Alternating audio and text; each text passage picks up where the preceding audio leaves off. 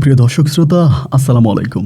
দেশ অথবা দেশের বাইরে থেকে প্রিয় বন্ধুগণ, ঠিক এই মুহূর্তে যে যেখান থেকে বাস্তব জীবনের গল্প শোনার জন্য আমার সঙ্গে যুক্ত হয়েছেন আমি আপন। আর যে আপন জীবনের গল্পের 1493তম পর্বে আপনাকে এই প্রতিদিনের মতো স্বাগতম জানাচ্ছি। বন্ধুগণ, আজ আমি আপনাকে শোনাবো বরিশালের বাই প্রবাসী শামীম হোসেনের জীবনের এক তাজ্জব বাস্তব জীবন কাহিনী। বন্ধুরা, আজকের গল্পের টাইটেল ৩ শর্তে বউ রেখে শাশুড়ির সাথে করে বাসর। এই গল্পটা রংপুরের প্রত্যন্ত এলাকার সৌদি প্রবাসী মোহাম্মদ শামীম আহমেদের জীবনের এক লজ্জাজনক প্রতারণামূলক করুণ বাস্তব জীবনের গল্প। প্রিয় বন্ধুরা, এই গল্পটা আমি আসলে নিতাম না। গল্পটা শুধু একটা কারণে নিয়েছি, এই গল্পটা রেকর্ড করলে হয়তো একটা মানুষ প্রাণে বেঁচে যেতে পারে। তাই সবাইকে অনুরোধ করবো, আপনি এই গল্পটা শুরু থেকে শেষ পর্যন্ত শুনে প্রবাসী শামীম হোসেনকে একটা পরামর্শ দিবেন। আপনাদের এই পরামর্শের মাধ্যমে হয়তো একজন মানুষ, একজন মহিলা পৃথিবীতে আরও কিছুদিন শান্তিতে বাঁচতে পারবে। ধন্যবাদ সবাইকে। সুপ্রিয় বন্ধুগণ, আসসালামু আলাইকুম। আমার নাম মোহাম্মদ শামীম হোসেন, আমার বাড়ি বরিশাল বিভাগে। বন্ধুরা, আমি আমার জীবনের গল্পটা শুরু করার শুরুতে আপনাদেরকে আমার পরিবারের সম্বন্ধে জানিয়ে রাখি। আমার পরিবারে আমি আছি, আমার বাবা আছে, মা আছে, রয়েছে আমার দাদা দাদি সহ আমার বড় একটা বোন আর ছোট 2টা ভাই। আমরা টোটাল 3 ভাই 1 বোন। আমাদের পরিবারটা বরিশাল বিভাগের অদূরের কোনো এক অজপাড়া গায়ের এক উচ্চবিত্ত পরিবার। আমার বাবা পেশায় একজন ব্যবসায়ী ছাড়াও আমার বাবা ছিলেন আমাদের এলাকার প্রাক্তন সম্মানিত মেম্বার। আমার বাবা আমাদের এলাকারে একটানা 3 বছর মেম্বারি করেন। গ্রামের প্রতিটা মানুষের কাছে, আমাদের ওয়ার্ডের মানুষের কাছে আমার বাবা ভীষণ রকমের সম্মানিত একজন মানুষ। সবাই আমার বাবাকে অনেকটা সম্মান করে। টানা 3 টার্ম আব্বু মেম্বারি করার পরে আব্বু রাজনীতি জীবন থেকে সরে আসে। এরপর থেকে আমার বাবা এলাকায় টুকিটাকি ব্যবসা বাণিজ্য, যেমন মাছের চাষ, এইটা সেটা থেকে বাবা ব্যবসা করতেন। এবং বাবার সুযোগ্য সন্তান হিসাবে আমাকেও আমাদের এলাকার মানুষরা অনেক মানত। আমার বয়স যখন আনুমানিক প্রায় 13 থেকে 14 বছরের কাছাকাছি, সেই মুহূর্তে আমি আমার পড়াশোনার জীবনের সমাপ্তি ঘটাই। আসলে আমি ছোটোবেলা থেকেই পড়াশোনায় খুব বেশি একটা ভালো ছিলাম না। পড়াশোনা আমার একদম ভালোই লাগতো না। তো যাই হোক, পড়াশোনা শেষ করি, পড়াশোনা বন্ধ করে দিই। পড়াশোনা বন্ধ করে দেওয়ার পরে আমি তখন আমার নানুর বাড়িতে চলে যাই। মানে পড়াশোনা বন্ধ করে দিলাম কেন, এই জন্য আব্বা আম্মা দুজনেই আমার উপরে খুবভাবে ক্ষিপ্ত হয়ে যায়, রেগে যায়। যার কারণে আমি নানু বাড়িতে চলে যাই এবং নানু বাড়িতে গিয়ে ওখানে থাকতে শুরু করি। আমি প্রায় আমার নানু বাড়িতে 2 বছরের মতো থাকি এবং এই 2 বছরে আমি বাড়িঘরে আসতাম না, কোনোভাবে বাড়িঘরের সাথে কোনো যোগাযোগে রাখিনি। আমি একদম নানু বাড়িতে পার্মানেন্টলি থাকতে শুরু করি। 2 বছর পরে জানতে পারি আমার বাবা আমাদের এলাকাতেই একটা অনেক বড় দোকান দেয়, পাইকারি মালের একটা দোকান দেয়, পাইকারি সহ খুচরা বিক্রি করে। এক কথায় বলতে গেলে মুদির দোকান অনেক বড় করে দেয়। তো 2 বছর পরে আমার মা তখন আমার বললো, একটা কাজ কর শামীম, তোর আব্বা যেহেতু মুদির দোকান দিছে, ওখানে তো অনেক কর্মচারী লাগে কাজ টাজ করার জন্য, এবং নিজেদের লোক ছাড়া তো আসলে বাইরের লোক দিয়ে বাইরের লোকদেরকে ওভাবে বিশ্বাস করা যায় না। কিন্তু একটা কাজ করতে বাড়িতে চলে আয়। তো আমার আসলে ইচ্ছা ছিল না বাড়িতে আসা, মানে বাড়ি আসা, ঘরে আসা, এইটা আমার কোনোভাবেই ইচ্ছা ছিল না। কিন্তু যখনই আমাকে আম্মু বললো চলে আসার জন্য, বা আব্বু ব্যবসা বাণিজ্য ধরছে, এই চিন্তা করে বললাম যে ঠিক আছে, তাহলে আমি চলে আসি। এরপরে আমি আমার আব্বুর কাছে, মানে আমাদের বাড়িতে আবারও চলে আসি। আসার পর আব্বু তখন দোকান দেয়। আমি তখন তো আব্বুর দোকানে গিয়ে বসতাম। অনেক বড় করে মুদির দোকান দেয় এবং সেখানে খুচরা, পাইকারি, আবার গ্রামের ভিতরে ছোটো ছোটো অনেক দোকানগুলো আছে দেখবেন, এরা আবার আমাদের এখান থেকে পাইকারিতে মাল নেওয়া যেত। তা এরকম করে বাবার সাথে অনেক দিন ধরে আমি ব্যবসা বাণিজ্য করি, এবং অনেক দিন বলতে প্রায় অনেক বছর। তখন আমি মোটামুটি অনেকটা বড় হয়ে যাই। সেই সময় তো আমার বয়স প্রায় 18 থেকে 19 বছরের কাছাকাছি। এবং গ্রামের বিভিন্ন ধরনের, আমার আবার ক্রিকেট খেলাটা খুব পছন্দের ছিল। মাঝে মাঝে দোকান বন্ধ করে ক্রিকেট খেলতে চলে যেতাম, এই জায়গায় ওই জায়গায়, বিভিন্ন জায়গায়। যাই হোক, এইভাবে সময়টা কাটতে কাটতে একটা পর্যায়ে আমাদের এলাকাতে, মানে আমাদের পার্শ্ববর্তী বাড়ির আমার এক কাকা আছে, নাম হচ্ছে হুমায়ুন কাকা। ওনার সাথে আমার সম্পর্কটা আবার অনেকটা ভালো। তো হুমায়ুন কাকার বয়স হয়ে গেছে। ওনার বয়স আনুমানিক প্রায় আপনার হিসাব করতে গেলে 50 বছরের উপরে।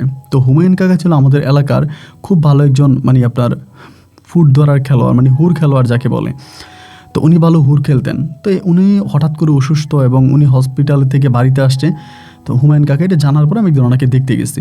এখানে দেখতে যাওয়ার পিছনে আরেকটা কারণ আছে। জানতে পারি উনি শেষ বয়সে নাকি একটা বিয়েও করে। ওনার নাম হচ্ছে, শেষ বয়সে একটা বিয়ে করে, এবং তার ওই নতুন বউটা নাকি দেখতে অনেক সুন্দর। মানে পোলাপানির মুখে বলি যে ইঞ্জিল দুর্বল মানুষ নাইস বুকি নিয়ে আসছে, এরকম অনেকেই কথাবার্তা বলে। তো আমার আবার আমি হুমায়ুন কাকার অনেক সম্মান করতাম, উনি একজন সম্মানিত ব্যক্তি আমার দৃষ্টিতে, ওনাকে দেখবে এবং ওনার মানে বাড়িতে যাবো, ওনাকে কিছু সাহায্য সহযোগিতা করবো, এইটা চিন্তা ভাবনা করেই কিন্তু আমি গেছি। তো ওনার বাড়িতে যাওয়ার পরে আমি ওনার গেটে ঢুকবো এমন সময় আমি হঠাৎ করে গেটের মধ্যে একটা মেয়েকে দেখতে পেলাম। মেয়েটাকে দেখতে অবাক হয়ে গেলাম, কী ব্যাপার, এই মেয়েটা তোকে আমি এর আগে এই এলাকায় আর কখনো দেখি নাই। মেয়েটা আমাকে দেখে সালাম দিয়ে বলতেছে যে শামীম ভাইয়া ভালো আছেন। তো আমি আবার আমি ওরে চিনি না, আমাদের পার্শ্ববর্তী গ্রামেরই। পরে আমার সাথে আমার একটা দোস্ত ছিল আমাদের এলাকারে, ওরে বললাম কী রে এটাকে, বলে এটা ফাইজা। তো ফাইজাকে আমি বললাম ফাইজা মানে এই মেয়েটা আমার ভাইয়া ডাকতেছে, এটা কি মানে কোন ফাইজা? বলে আরে এটা ওনার বড় মেয়ে। ওনার বড় মেয়ে? বলে হ্যাঁ এটা ওনার বড় মেয়ে ফাইজা। আমি তখন হঠাৎ মনে পড়ছে আরে ফাইজার তো আমি চিনি, এইটা কি ফাইজা? মানে আমি যারা দেখছিলাম হাফ প্যান্ট পরা অবস্থায়, খুব ছোট এরকম না, একেবারে ছোট, বাট এই মেয়ে যে পুরো নায়িকা হয়ে গেছে, এত সুন্দর চেহারা, কিভাবে সম্ভব? তো আমি আবার যাওয়ার সময় কিছু ফল ফ্রুট নিয়ে গেছিলাম, হাতে করে কিছু ফল ফ্রুট নিয়ে গেছি। তো মেয়েটা তখন আমি ফলগুলো দিলাম, দিয়ে বললাম যে আমি তোমার আব্বুকে দেখতে আসছি। বলে হ্যাঁ আব্বু ঘরে আছে যান। তখন তিনি হুইল চেয়ারে বসে আছেন। তো ওনাকে দেখলাম, দেখে কথাবার্তা বললাম, জানতে পারলাম তিনি দীর্ঘদিন হসপিটালে ছিলেন, এখন এলাকাতে আসছেন। আমার আব্বুর কথা জিজ্ঞেস করলো, আমি বললাম জি আব্বু ভালো আছে আলহামদুলিল্লাহ। তো এই কথাবার্তা বলতে বলতে হঠাৎ করে একটা মহিলা তখন নাস্তা কেটে দিচ্ছে, মানে নাস্তা নিয়ে আসছে, ওইটাও মহিলা হলো মেয়ের বয়সী। তো আমি তখন বললাম যে কাকা এটাকে চিনলাম না। বলে এটা তোমার নতুন চাচি। মানে তার কাছে তুমি তো অবাক, কিরে এই চাচি এই অবস্থা কেমনি কি? পরে আমি বললাম মানে একেবারে মেয়ে বয়সী আর কি, ওনার মেয়ের থেকেও হয়তো একটু বয়সে বড় হবে, এরকমই আমার কাছে মনে হচ্ছে, এত কম বয়সী। তো যাই হোক এমন করে ওনাকে দেখলাম, দেখে টুনে আমি তখন এসে ওনার উঠানের মধ্যে একটা জাম গাছ আছে, ওই সময়টা আবার জামের সময় ছিল। তো উঠানের মধ্যে আইসা মানে জাম গাছের নিচে দাঁড়াইছি, তখন ওই চাচি বলতেছে যে তোমরা কি জাম খাবা, একটু জাম বানিয়ে দিই। আমি বললাম তাইলে দেন। তো ওই ঘরের মধ্যে মানে জাম রাখা ছিল, এরা তখন জামটারে বানায়া আমার দিল খাইতে। আমি আর আমার বন্ধু দুজনেই হচ্ছে জাম গাছের নিচে বসে জাম খাচ্ছি। পরে চাচি আবার খুব রোমান্টিক ছিল আর কি, নাম হচ্ছে রোকসানা, মানে খুবই রোমান্টিক। আমি বললাম কী ব্যাপার আপনার বাড়ি কোথায়? তো বললো যে বাসান আমার বাড়ি তো অমুক জায়গায়, মানে ঠিকানা বললো। তাই আমি বললাম এটা তো আমাদের এলাকা থেকে অনেক দূরে, এত দূরের মেয়ে আপনি এইখানে এসে কেমনি কি? তো বলে আসলে মানে পারিবারিক অবস্থা ভালো ছিল না, আর আমার বাবার একটু অর্থ সম্পদ দুর্বল ছিল, আর সবচেয়ে বড় কথা হচ্ছে আমার একটা বিয়ে হয়েছে, বাট আমার কপাল খারাপ, ওই সংসার করতে পারিনি, যার জন্য হচ্ছে শেষ পর্যন্ত ওনার কাছে আসি। তো আমি বললাম আপনি তো জানেন যে উনি অলরেডি এক পা কবরে চলে গেছে, এই লোকেরই নিয়ে আপনি সারা জীবন কেমনে থাকবেন, আপনার তো পুরো ভবিষ্যৎ পড়ে আছে। তো বলে আসলে গরিবের মানে মানে সুখী তো হচ্ছে দুমুঠো ভাত খাওয়া, তা দুমুঠো ভাত যদি খাইতে পারি, যার সঙ্গেই থাকি, এতে কোনো দুঃখ নাই। তো এই মহিলার কথাগুলো শুনে আমি একটু অবাক হয়ে তার দিকে তাকিয়ে রইলাম। হাইরে মানুষের চাহিদা বা হাইরে চাওয়া, মানে বড় কোনো স্বপ্ন বা বড় কোনো কিছুই তার মাঝে নাই, যেটা হচ্ছে এতেই সে আলহামদুলিল্লাহ। তা আমি বললাম যে আচ্ছা ঠিক আছে, অনেকক্ষণ কথাবার্তা বললাম, বলার পরে তো আমি তখন চলে আসছি, মানে বাড়িতে চলে আসছি। এর পরের দিনে ওই এলাকার পার্শ্ববর্তী, মানে যে এলাকাতে কাকার বাড়ি আর কি, ওই এলাকার পাশেই হচ্ছে একটা মেলা বসছিল, মানে ঠিক মেলা না, এখানে হচ্ছে একটা মাহফিলের মতো হয়, মাহফিল বলতে উরুসের মতো হয় আর কি। এই উরুসের মধ্যে গেছিলাম সন্ধ্যার সময়। তো মাগরিবের একটু পরে উরুসের মধ্যে যাওয়ার পরে সেখানে দেখলাম যে ওই চাচি উরুসের মধ্যে। পরে আমি বললাম যে চাচি কী অবস্থা, কেন আসছিলেন? পরে বলে আসছিলাম রে বাজান কিছু কেনাকাটা করার জন্য। তো আমি বললাম যে কিছু কেনাকাটা করলাম করে টোরে, আমি জানি না যে এটা কিন্তু আমি ইচ্ছে করে করি নাই, যে অনেকেই মনে করবো হয়তো ইচ্ছা করে করছে, না ইচ্ছে করে করি নাই। একটা লাল চুড়ি আমার খুব ভালো লাগছিল। তো ভালো লাগার পর আমি বললাম যে এই লাল চুড়িগুলো আমার বউরে দিয়েন, মানে চাচিরে দিলাম, দিয়া বললাম যে লাল চুড়িগুলো আমার বউরে দিয়েন। উনি বললে তোমার বউ? আমি বললাম হ্যাঁ আমার ঘরে আপনার বউ আছে, আমার বউরে দিয়েন। তো এইটা বলার পরে আমি তো ওই লাল চুড়িগুলো দিয়ে চলে আসছে, আমার কিন্তু আর কোনো কিছু খেয়াল নাই। এই ঘটনার 3 দিন পরে একদিন হলো কি আমি বাজারে যাচ্ছি, মানে আমাদের দোকানে যাচ্ছি। তো যাওয়ার সময় দেখলাম হঠাৎ করে এই লাল চুড়িগুলো পরে এই মানে এই মেয়েটা, মানে ফাইজা আর কি, এই যে আপনার কাকার মেয়ে, তো উনি দেখে ওই মেয়েটা দেখে যে এই মেয়েটার হাতে চুড়িগুলা। তো মেয়েটা আবার বোরকা পরতো, বাসার বাইরে গেলে সবসময় বোরকা পরতো। তো ওই দিন দেখলাম যে না বোরকা নাই, এমনিই পরা। আমি তখন ডাক দিলাম এই তুমি কি ফাইজা? বলে হ্যাঁ। তোমার হাতে চুড়িগুলো কে দিছে? বলে আমার আম্মু দিছে। তাই আমি বললাম তোমার আম্মু যে দিছে চুড়িগুলো, কে তোমার আম্মুকে দিকে? তাসি বলছে? বলে হ্যাঁ আম্মু বলছে নাকি আমার জামাই আমাকে দিছে। আমি বললাম তো তোমার জামাই তোমাকে দিছে, এই তুমি কি কখনো তোমার জামাইকে দেখছিলা? বলে না তা তো দেখি নাই। আমি আম্মুকে বলছিলাম যে আম্মু এই চুড়িগুলো যে আমার জামাই দিল, তা আমার জামাইটা কই? আমি তো আমার জামাইকে কখনো দেখি নাই। তা আম্মু হাইসা দিয়া বলছে যে জামাই একদিন দেখবা হাঁটি করে বাড়ি চলে আসবে। আমি তখন মানে ভালো লাগতেছিল কথা বলে। পরে আমি বললাম যে কই যাচ্ছেন? বলে নাহিদাদের বাড়িতে যাচ্ছি, মানে নাহিদা ছিল তার একটা বান্ধবী আর কি আমাদের এলাকারই, তো ওই বাড়িতে যাচ্ছে। পরে আমি বললাম যে ফাইজা একটা কথা বলি, তুমি কি পড়াশোনা করো? বলে হ্যাঁ মাদ্রাসায় পড়ি। আমি বললাম, তোমার আম্মা কি সত্যি বলে নাই চুড়িগুলো কে কিনে দিছে? ও বলে যে না, বলে নাই, শুধু বলছে আমার জামাই কিনে দিছে। আমি বললাম, তাহলে তোমার আম্মাকে আজকে গিয়ে জিজ্ঞেস করবা যে কে তার জামাই, তোমার জামাইটা কে, তোমার আম্মার মুখ থেকে শুনবা, শুনে কালকে আমাকে জানাইবা। আমি কালকে ঠিক এই সময় এই জায়গায় তোমার জন্য অপেক্ষা করব। ও বলে আচ্ছা ঠিক আছে ভাইয়া, জানামনি তাইলে। এটা হলো, তখন চলে গেল। এবং এরপরের দিন অ্যাট এ টাইম একই সময় আমি তখন সেখানে গিয়ে দাঁড়ায় আছি যে ও আসবে। আসলে তো ওর সঙ্গে দুষ্টামি করা বা এইটুকু আর কিছুই না। দেখলাম যে ও আসে না। না আসার পরে আমি আস্তে আস্তে করে তার বাড়ির দিকে রওনা দিলাম, মানে ফাইজাদের বাড়ির দিকে রওনা দিলাম। রওনা দেওয়ার পরে উঠানের মধ্যে দেখি যে ফাইজার মা রোকসানা চাচি দাঁড়ায় আছে। চাচি আমাকে দেখা বলতেছে, রে ফাইজা, বাড়িতে জামাই আসছে, তাড়াতাড়ি মুরগি জবাই দে। জামাই আসছে বাড়িতে, মুরগি জবাই দে। এইটা বলার পরে আমি তখন ঘরের দিকে, মানে উঠানে দিয়ে গেলাম। ফাইজা তখন এসে চেয়ার দিছে, আমি বসছি।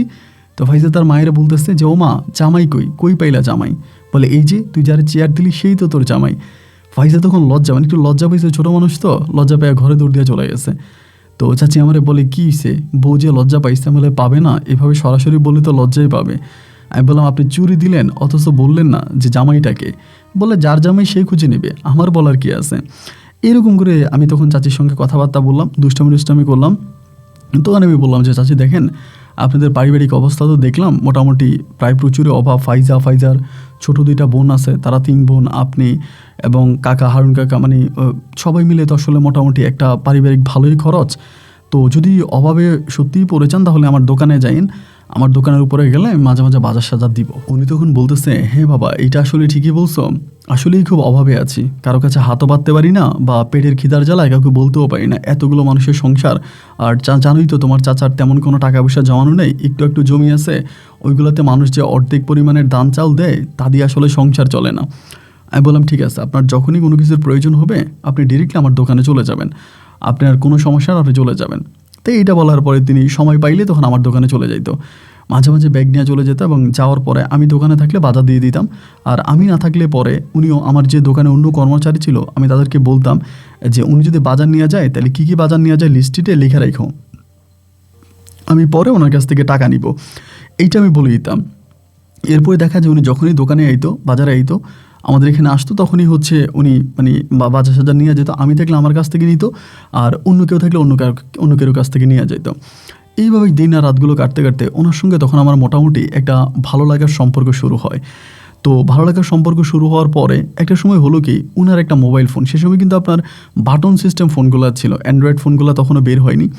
তো বাটনের একটা ফোন আমাকে দিয়া বললো যে শামীম, আমার এই ফোনটা কাজ করে না, তুমি তো মাঝে মাঝে বাজারে যাও, বা মানে বড় বাজারে যাও, এখন বড় বাজারে গেলে আমার ফোনটা একটু দেখো তো, এটা কাজ করেন, এর সমস্যা কী। তো উনি কিন্তু পারিবারিকভাবে অনেক অসচ্ছল একজন মানুষ ছিলেন, অভাব ছিলেন, এরপরও উনি তখনও মোবাইল চালাইতেন। ওই সময় কিন্তু একটা মোবাইল কোনো নর্মাল বিষয় না। তো জানতে পারি এটা নাকি তার পরিবার থেকে, মানে তার বাপের বাড়ি থেকেই নিকট থেকে আনছিল। তো মোবাইলটা আমাকে দিয়ে বললো যে তুমি একটু মোবাইল ফোনটা একটু বাজারে নিয়ে দেখো তো ঠিক করা যায় কিনা। তো আমি মোবাইল ফোনটা তখন ঠিক করতে নিলাম। ঠিক করতে নেওয়ার পরে ওই সময় মোবাইল ফোনটা ঠিক করতে আমার 600 টাকা লাগছিল। তা 600 টাকা দিয়ে মোবাইলটা ঠিক করছি, ঠিক করে আমি এনে ওনারা মোবাইলটা দিছি। দেওয়ার পরে উনি বললো তুমি ফোন ব্যবহার করো না? আমি বললাম হ্যাঁ করি। তো বলে যে নাম্বারটা দিও, মাঝে মাঝে কথা বলবো, তুমি যদি দোকানে থাকো তোমার ফোন দিয়ে আসবো, আর তুমি দোকানে না থাকলে আমি দোকানে আসবো না। আমি কেন, আপনি কেউ কিছু বলে না, কেউ কিছু বলে না, এমনিই লজ্জা লাগে যে তুমি নাই, কেমনে আসি, খারাপ লাগে। তাই বললাম আচ্ছা ঠিক আছে, আপনি ভয় পাইন না বা টেনশনের কিছু নাই, আপনি যে কোনো সময় চলে আসেন, আমি দোকানে থাকি সব সময়, আমি মোটামুটি অলওয়েজ দোকানে থাকি। তো উনি বলে আচ্ছা ঠিক আছে বাজান। তো কথাবার্তা হলো, এরপর উনি চলে গেল। এরপর তো উনি মাঝে মাঝে ফোন দিত, ফোন দিয়ে বলতো যে শামীম কী করো, ভালো আছো কিনা, খোঁজ খবর নিত। এরকম করতে করতে মাঝে মাঝে ধরেন ঘরের মধ্যে কিছু ভালো মন্দ রান্না হয় না, ধরেন মোরগ জবাই দিছে অথবা সেমাই রান্না করছে বা কোনো একটা মজার খাবার রান্না বান্না হলে আমাকে ফোন দিত। ফোন দিয়ে বলতো যে শামীম তুমি আসো, তুমি খাওয়া দাওয়া করো, এগুলো বলতো। তো এই করতে হতো না, বাসায় যেতাম, খাওয়া দাওয়া করতাম তাদের সাথে, তখন আমার একটা পারিবারিক একটা ভালো সম্পর্ক শুরু হয়। এবং সেই সম্পর্কের সূত্র ধরে আমি তখন ফাইজের সাথে একটা প্রেম ভালোবাসার সম্পর্ক করার চেষ্টা করি। আমি তখন চাচিরে বলি যে চাচি দেখেন এমন এমন ঘটনা, ফাইজা তো দেখতে শুনতে অনেকটাই সুন্দর, বা আমিও পরিবারের বড় ছেলে, সেই হিসেবে আমার তো বিয়ের সাথে করা দরকার। তো আমি আসলে চাচ্ছিলাম কি যে ফাইজের সাথে একটা রিলেশন তৈরি করার জন্য। তো উনি তখন বললো যে দেখো তোমার হিসাবে ফাইজা অনেক ছোট, মাত্র মাদ্রাসায় পড়ো, অনেকই ছোট, তো এখনও তোর বিয়ের বয়স হয়নি, তো এখনও বিয়ের বয়স হয়নি, আর এখনও যদি বিয়ের বিষয় নিয়ে কথা বলি ও তো হয়তো রাগ করবে, ও এই বিয়ে শাদীর বিষয় নিয়ে পছন্দ করে না, আর এসব নিয়ে কথা বলতে চাইলেও নি ও খুব রাগারাগি করে। তাই বললাম দেখেন না, আমার তোকে ভালো লাগছে, এখন আমি অন্তত বিয়ে না করি, এখন রিলেশনটা করি কন্টিনিউ, প্রেম ভালোবাসাটা করি। তো উনি বলে যে দেখো আসলে প্রেম ভালোবাসা এটিকে ভালো দেখাবে, আচ্ছা ঠিক আছে আমি ফাইজের সঙ্গে কথা বলবো, তুমি মাঝে মাঝে আমাদের এখানে আইসা ওর সঙ্গে কথা বললো। আমি বললাম না না না, আমি মাঝে মাঝে আইসা ওর সঙ্গে কথা বলবো, এইটা তো আসলে ভালো দেখায় না, আমি আপনার নাম্বারে কল দিব, আপনি ওরে দিয়েন, তো আমি ওর সাথে ফোনেই কথা বলবো, সরাসরি কথা বলার থেকেও ফোনে কথা বলাটাই ভালো হবে। চাচি তখন বলে যে ঠিক আছে, যদি ফোনে কথা বলো তাহলেও প্রবলেম নাই, তুমি যে কোনো সময় ফোন দিবা, আমি ওরে মোবাইল দিব, তুমি ওর সাথে মোবাইলেই কথা বললো। তাই আমি বললাম ঠিক আছে। তো চাচির সঙ্গে এইভাবে কথাবার্তা বললাম, আমার মোটামুটি অনেকটা ভালো লাগছে যে যাই হোক উনি আমার কথা অনেকটাই শোনে, আমার কথা অনেকটাই মানে। এবং এরপর আমি যখনই ওনাকে ফোন দিতাম, যখনই ফোন করতাম, উনি তখনই মোবাইলটা ফাইজাকে নিয়ে দিত এবং বলতো ফাইজা নিয়ে কথা বল। তো ফাইজা তখন আমার সঙ্গে কথা বলতো। একটা সময় দেখা গেল যে আমার ভিতরেও না অনেকটা ভালো লাগা কাজ করতে শুরু করে, যখনই ধরেন মন খারাপ থাকতো, কোনো কিছু ভালো লাগতো না, একটু আনইজি লাগতো, তখনই ফোন দিতাম, ও চাচি ফাইজা কই, হ্যাঁ আসে তো, আমি বললাম দেন কথা কই, তো ফাইজারে দিত, ফাইজার সঙ্গে কথা বলতাম। মানে ভিতরটাই তখন এক ধরনের শান্তি অনুভব হতো। ও আবার ছোটো মানুষ ছিল, দুষ্টামি করতো, এরকম করতো, এই করতে করতে আমি তখন মোটামুটি ফাইজের প্রতি অনেকটাই দুর্বল হয়ে যাই। তখন ওকে ছাড়া কোনো কিছু ভালো লাগে না, এবং অন্তত প্রতিদিন একবার হলেও তাদের বাড়িতে যাব, ফাইজের সঙ্গে দেখা করব, ফাইজের সঙ্গে কথা বলবো, ওর সঙ্গে একটু দুষ্টামি না করলে মনে হয় যেন আমার রাতের ঘুমটাই হারাম, মানে রাতে ঘুমই হবে না। এইরকম করতে করতে ওদের ঘরে যাইতাম আসতাম। আমার বাবা তখন মোটামুটি বিষয়টা নিয়ে একটু ডাউট করে ফেলে, মানে মোটামুটি আমার আব্বু সন্দেহ করে যে বারবার ওই বাড়িতে যাচ্ছি, বা গ্রামের মানুষ তো দেখা যায় একটা বাড়িতে যখন বারবার যাওয়া হয় তখন কিন্তু কিছু মানুষ টার্গেট করে ফেলে। আর যেহেতু এই এলাকাতে আমার বাবা মোটামুটি একজন সম্মানিত ব্যক্তি, আমার আব্বাকে তখন একজন সেজন করে বিষয়গুলো জানাইতেছে যে তোমার ছেলে এরকম সেই বাড়িতে ঘন ঘন যাইতেছে, তাদের ঘরে যুবতী মেয়ে আছে, এবং উনি কিছুদিন আগে বিয়ে করছে, তার বউটাও এখনও কাঁচা, এরকমভাবে যাইতেছে, এটা ভালো দেখায় না। একদিন আব্বু তখন আমার জিজ্ঞেস করলো যে কী ব্যাপার শামীম, তুমি বারবার ওই পরিবারে কেন যাচ্ছ, এবং আমি এরকম একটা রিপোর্ট পাইলাম যে তুমি বারবার ওদের পরিবারে যাও, এইটা তো আসলে ভালো না। তাই আমি বললাম দেখেন, ওই পরিবারের কাকার সাথে আমার একটা ভালো সম্পর্ক, ওনার সাথে আগে আড্ডা মারতাম, উনি এখন হসপিটাল থেকে বাড়ি আসছে, অসুস্থ মানুষ, ওনাকে দেখতে যাই, কথাবার্তা বলি, তাতে কী হয়েছে? আমার আব্বা তখন বললো না তুমি দেখতে যাও, কথাবার্তা বলো, এইটা ঠিক আছে, কিন্তু সবাই তো আসলে বিষয়টা ঠিক এভাবে দেখতেছে না, কারণ এই বিষয়টা এভাবে দেখে না। তো বাজান দেখো এটা ঠিক হচ্ছে না, তুমি ওই বাড়িতে খুব বেশি একটা যাইও না, এবং এই বাড়িতে খুব বেশি একটা যাতায়াত করা আমার কাছে মনে হচ্ছে তোমার জন্য ভালো হবে না। আব্বু একরকম আমাকে ধমক দিল, এবং ধমকের সঙ্গে সঙ্গে আমাকে নিষেধও করলো যাতে আমি আসলে এই পরিবারে বা ওই বাড়িতে আর না যাই। তখন আমি আব্বারে বললাম যে আব্বা ঠিক আছে, যদি আপনি এরকমই বলেন তাহলে আর আমি ওভাবে যাব না। এরপর থেকে আমি তাদের পরিবারে যাইতাম না, কিন্তু ফোনে কথা বলতাম, অলওয়েজে ফাইজের সঙ্গে কথা বলতাম, মানে সারাদিনে ফাইজার আম্মুরে ফোন দিতাম, বলতাম ওরে দেন, ওর সঙ্গে কথা বলতাম। ও যখন মাদ্রাসায় আসতো, মাদ্রাসার সঙ্গে দেখা টাকা হতো, কথাবার্তা হতো, তখন কিন্তু আমরা দুজনের প্রতি অনেকটাই দুর্বল, মানে ও আমার অনেকটা ভালোবাসে, আমি ওরা অনেকটা ভালোবাসি, মানে মোটামুটি তখন এক ধরনের রিলেশনের মধ্যেই পড়ে গেছিলাম। তো যখন রিলেশনের মধ্যে পড়ে গেছি, রাস্তাঘাটে দেখা হইতো, কথা হইতো, আমার আব্বা এবার পুরোপুরিভাবে বুঝে গেছে যে আমি এখানে কোনো একটা রিলেশনে চলে গেছি, বা আমি ওই ফাইজার সঙ্গে প্রেমের সম্পর্কে আছি। আব্বু বিষয়টা বুঝতে পারার পরে আব্বু তখন একটু টেনশনে পড়ে গেল। আমার আব্বা কিন্তু আমাকে আবার একটু ভয় পাইতো, আমি একটু উগ্র মেজাজে ছিলাম, রাগ বেশি ছিল, এবং যে কোনো সময় হুটহাট করে কোনো সিদ্ধান্ত নিয়ে নিতাম, কে বড় কে ছোট ওইটা দেখতাম না, একটু উগ্র মেজাজি যাদেরকে বলে আর কি। তো আব্বু তখন আমার একদিন করলো কি, আমার বলতেছে যে শামীম অনেক তো বয়স হয়েছে, এভাবে তো জীবন কাটতে পারে না, একটা কাজ করো, তোমার বিয়ে শাদী করাবো, তোমার জন্য মেয়ে দেখবো। আব্বা বলতেছে, তা আমার কথা হচ্ছে যেহেতু আব্বা আমাকে এই কথাটা বলেই ফেলছে, এটাই তো আমার সুযোগ, যেহেতু ফাইজার সাথে আমার একটা সম্পর্ক আছে, আমি আমার আব্বারে বলবো যে আব্বা আমি ফাইজাকে বিয়ে করব, আর ফাইজাকে বিয়ে করতে পারলেই তো আমার সব কিছু ক্লিয়ার হয়ে গেল। এইটা বলার পরে আমি তখন আমার বড় বোনের যে দেবর আছে খাইরুল ভাইয়ের সাথে আমার আবার সম্পর্কটা অনেক ভালো। তা আমার বড় বোনের দেবরে ধইরা আমি তখন আমার বড় বোনের দেবরে দিয়ে আমার আব্বারের প্রস্তাবটা পাঠাইলাম যে এদিক সেদিক মেয়ে খোঁজার দরকার নাই, আমি ফাইজারে পছন্দ করি, এবং ওই হুমায়ুন কাকার মেয়ে ফাইজারেই যখন ফাইজার সাথেই যখন আমার বিয়েটা হয়ে যায়, ফাইজাকে যাতে আমাকে দেয়। এইটা আমি আবার আমার আব্বাকে আমি তখন এই প্রস্তাবটা ফাইজে পাঠাই। তো আমার বড় বোনের দেবর যখন আমার আব্বাকে এই কথাটা জানায়, হুমায়ুন কাকার মেয়ের কথা, ফাইজার কথা জানায়, আব্বা তখন মোটামুটি প্রচুর খেপে যায়, প্রজ্জাক্ত রেগে যায়, এবং আমার আব্বা ডিরেক্টলি বলে যে আমি যদি ওর বিয়ে নাও করাই তাও কোনো দিন ওই পরিবারের কোনো মেয়েকে আমি বিয়ে করাবো না। এবং ওদের এটা কোনো পরিবার হলো নাকি? মানে আব্বার কথা হচ্ছে যে না, আব্বা কোনোভাবেই সেই পরিবারের কোনো মেয়েকে আমাদের বাড়িতে আব্বা বউ সাজে আনবে না, বউ বানায় আনবে না। মানে এরা হচ্ছে একটু মানে বলে না যে কিছু গ্রামে মানুষ থাকে একটু নিম্নবিত্ত টাইপের, এবং মানে এইরকম আর কি, যে আমার আব্বা ওখানে আমাকে করাবে না, বিয়ে আমাকে ওখানে কোনোভাবেই করাবে না।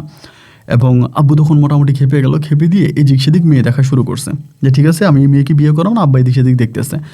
তো এমন করতে করতে আমার আব্বা এক জায়গায় মেয়ে দেখছে, আমারে বলতেছে যে শামীম, আমরা অমুক দিন ওই জায়গায় মেয়ে দেখতে যাবো, একটা মেয়ে দেখলাম, তোর সহ দেখায়, যদি পছন্দ হয় তাহলে বিয়ের কথাবার্তা ফাইনাল করবো।